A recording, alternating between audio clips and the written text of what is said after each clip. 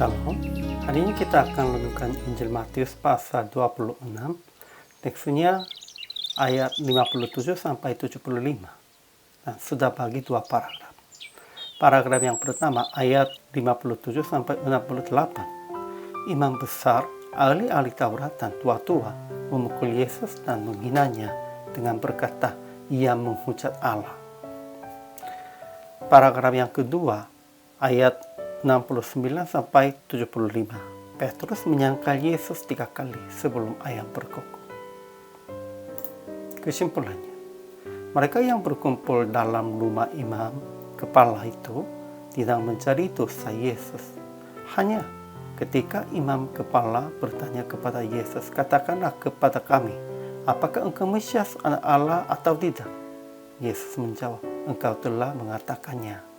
Dan mereka mengambil keputusan hukuman mati Yesus sebab kata ini menghujat Allah. Kemudian mereka memukul Yesus dan menghina.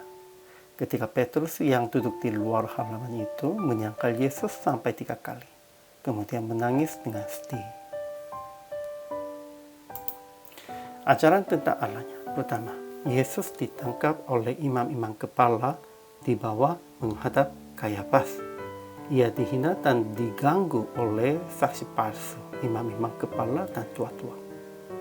Kedua, Yesus tetap diam pada saat saksi palsu berkata, tetapi ketika imam besar bertanya, "Apakah engkau Mesias anak Allah atau tidak?"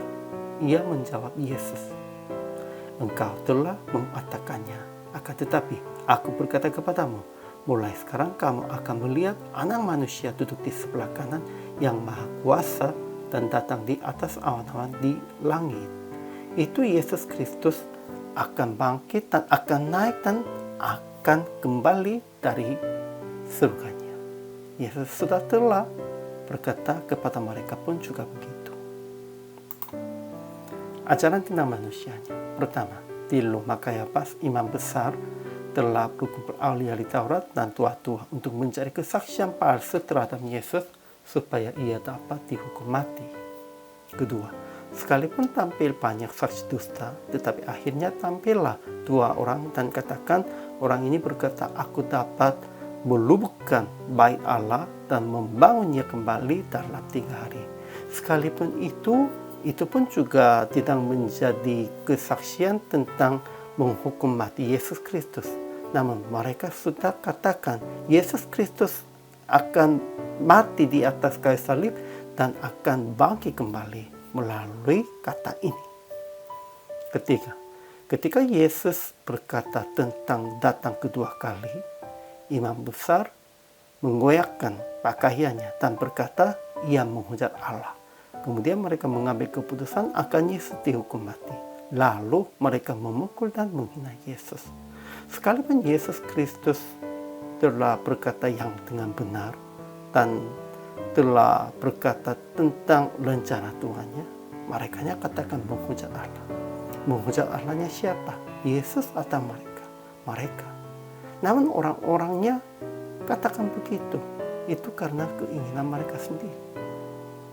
Keempat, Petrus yang duduk di luar di halaman 3 kali menyangkal Yesus sebelum yang ayamnya berkokok.